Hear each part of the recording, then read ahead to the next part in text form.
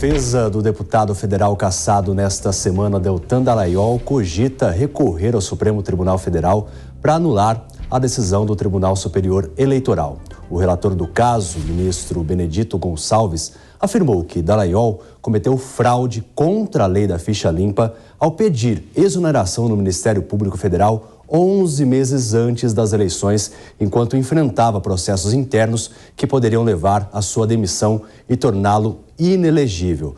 Para esclarecer sobre essa decisão, todos os detalhes envolvendo o Dallagnol, o Fast News recebe agora a diretora de Justiça e professora de Direito Eleitoral, Luciana Fernandes de Freitas. Muito bem-vinda ao Fast News, obrigado por conversar com a gente. E eu gostaria já de começar perguntando, sobre esse caso do Dallagnol, porque há muitos entraves, ele reclama de revanchismo, enfim, muitas questões precisam ser vistas, doutora? Boa tarde, Deide, boa tarde a todos que nos acompanham. De fato, essa questão tomou a pauta da semana, mas juridicamente, além da repercussão política, é importante a gente fazer alguns esclarecimentos sobre essa decisão, Essa decisão do Tribunal Superior Eleitoral, que reformou uma decisão do Tribunal Regional Eleitoral do Paraná, ela se centrou basicamente na consideração de que houve uma fraude quando o deputado federal, agora cassado, Deltan Dallagnol, pediu exoneração do cargo de membro do Ministério Público Federal na pendência de procedimentos administrativos. Ocorre que não existia ainda, na época, o PAD, que é o Processo Administrativo Disciplinar, E a lei determina, na verdade, na Lei das Inelegibilidades, que foi alterada pela Lei da Ficha Limpa para prever outras hipóteses de inelegibilidades, determina que ocorrerá a inelegibilidade, por 8 anos, quando o membro do Ministério Público pede exoneração na vigência do PAD. Então, a controvérsia ficou nessa situação, Ele pediu exoneração antes dos processos virarem o PAD, o Processo Administrativo Disciplinar, Então, juridicamente, trouxe a controvérsia no sentido de que houve uma interpretação extensiva a uma inelegibilidade. E no direito eleitoral, essa interpretação das inelegibilidades, ela deve sempre ser restritiva, assim como todas as limitações aos direitos fundamentais, Então, essa questão, ela ficou, apesar do brilhante voto, do ministro relator e de toda a exposição bem fundamentada de todos os demais ministros, essa questão ficou bastante controversa juridicamente, Houve aí uma, digamos, violação a um princípio do direito eleitoral de interpretação restritiva das inelegibilidades. E, além disso, o ministro relator considerou que houve, talvez esse seja o ponto principal do voto do ministro relator, que houve uma fraude, quando o Deltan, ele pede a exoneração antes desses procedimentos virarem o PAD, o Processo Administrativo Disciplinar, é porque ele já estaria de antemão visando evitar essa inelegibilidade, e então se considerou como uma fraude ao intento da lei, de evitar justamente essa punição, essa inelegibilidade, E esse também é um ponto que ficou muito controverso, no meio jurídico. Por quê? Porque houve, além da interpretação extensiva a uma inelegibilidade, houve também uma presunção de má-fé, Então, são pontos controversos dessa decisão, em que pese o brilhantismo da exposição do ministro relator.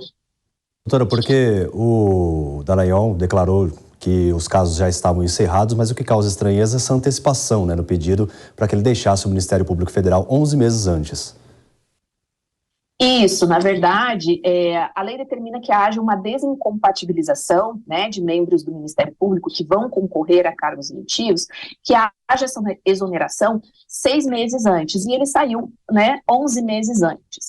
Então, juntando esses elementos e o fato de que ele respondia a outros procedimentos, que não eram PADs ainda, mas eram procedimentos averiguatórios, com base nesse conjunto de situações, e pelo fato também, isso ficou muito claro no voto do ministro relator, de que um colega dele, o procurador da República à época, Diogo Castor, também teria sido exonerado, aí sim na vigência de um PAD, em razão de algumas condutas praticadas no curso da Operação Lava Jato. Então, diante destas situações e talvez, né, do medo que ele tivesse de também os procedimentos virarem PADs e aí ele ser exonerado, é que houve essa antecipação, digamos assim, desse pedido dele de exoneração, né? Agora, tudo isso, né, juridicamente, vamos lembrar que se trata de uma presunção, né, de uma presunção de má-fé e de uma presunção aí de fuga a uma inelegibilidade, que é uma situação bastante controversa, né, bastante difícil de ser configurada no caso concreto. Exatamente. E agora eu incluo na conversa o Diogo Schelp, né, para conversar com a doutora Luciana, justamente para fazer aí os questionamentos relativos a esse caso envolvendo o Dallagnol. Doutora, boa tarde. Doutora, o relator desse caso no TSE, o ministro Benedito Gonçalves, ele foi, no passado, chegou a ser citado em delações da própria Operação Lava Jato. Por relações ali com um empreiteiro, Léo Pinheiro. Ele chegou a ter, inclusive, investigações abertas, mas que foram arquivadas a pedido da então Procuradora-Geral Raquel Dodge, por ela considerar que já eram casos prescritos. Agora, enfim, independente do mérito da questão, o próprio fato de ele ter sido citado não deveria levá-lo a se declarar, enfim, impossibilitado de relatar esse caso por algum tipo de conflito de interesse? Boa tarde. Bom, talvez pudesse ter sido alegado uma espécie, né, de impedimento ou suspeição para o julgamento desse caso.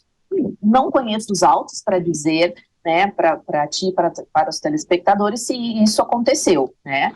Agora, de antemão, né, a gente não pode também presumir, assim como não se pode presumir a má-fé, a gente não pode presumir essa suspeição, né? Então, se não houve alegação, não houve uma decisão nos autos com relação a isso, então se considera que ele estaria, sim, apto, né, a fazer esse julgamento. Lembrando que esse julgamento que aconteceu no TSE, ele já foi em grau recursal, né?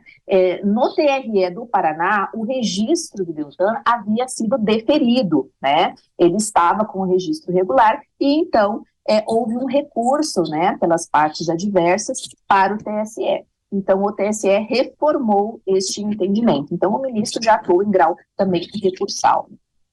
Doutora, por ter perdido, né, o foro privilegiado, o ex-procurador Deltan Dallagnol foi convocado para depor pelo novo juiz da Lava Jato, Eduardo Apio, na condição de testemunha. Sobre declarações do advogado Rodrigo Tacla Duran, o objetivo é analisar o grau de proximidade de Dallagnol com Walter José Matias Júnior, atual procurador da República responsável pelos casos relacionados a Duran.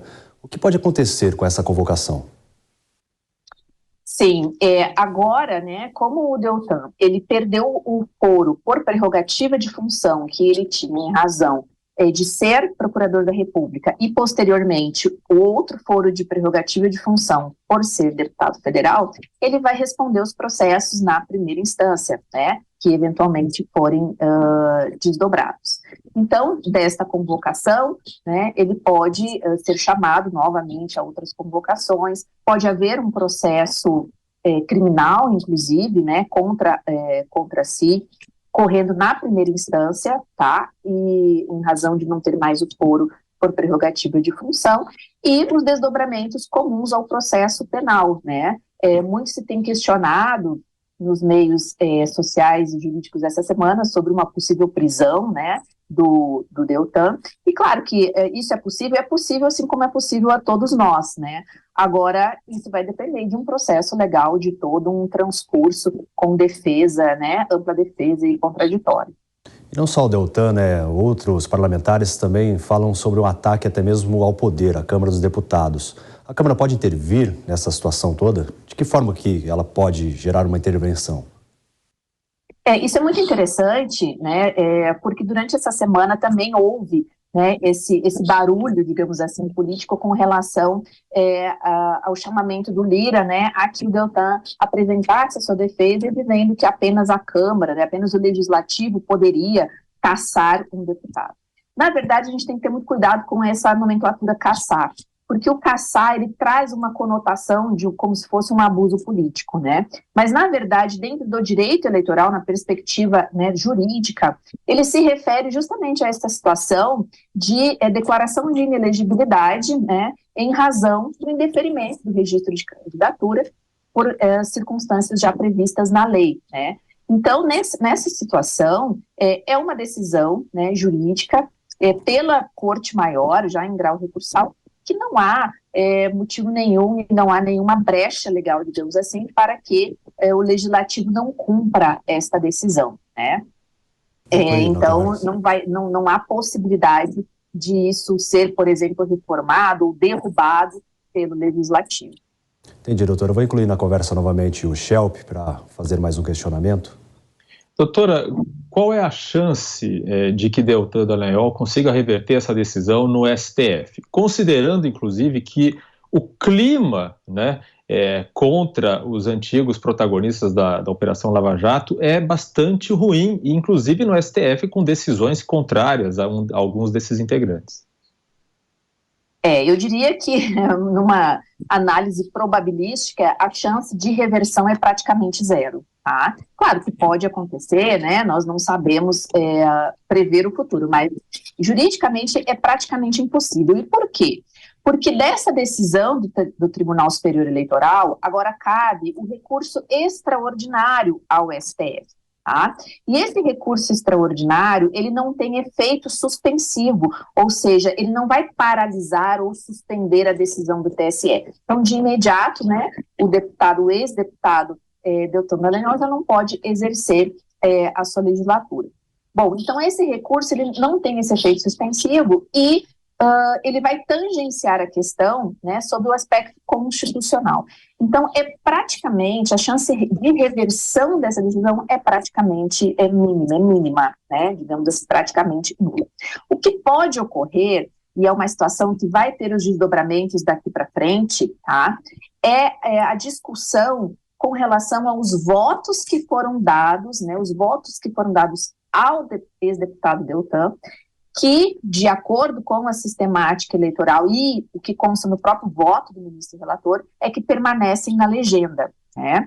E aí a discussão é sobre a necessidade ou não da observância da cláusula de desempenho pelo suplente, então, convocado, né? O TRE do Paraná chamou, então, o suplente que conseguiu cumprir essa cláusula de desempenho, né, de atingir numa votação nominal os 10% do quociente eleitoral, que seria, então, né, o terceiro mais votado, que é do partido do PL. Ocorre que o STF, né, ele já tem uma decisão, inclusive desse ano, que considerou constitucional, né, essa norma que eu vou citar para vocês, que diz que o suplente não precisa cumprir essa cláusula de desempenho, o que retornaria esses votos, né, ao, então, deputado colega, né, suplente colega de partido do Deltan do Podemos. Então, essa discussão, sim, ela pode chegar ao STF e aí pode haver uma mudança de entendimento. Tá certo, doutora. Muito obrigado pela sua participação aqui no Fast News. Doutora Luciana de Freitas, esclarecendo todos os desdobramentos aí do caso envolvendo o Deltan Dallagnol. Um excelente fim de semana para a senhora. Muito obrigada para todos vocês.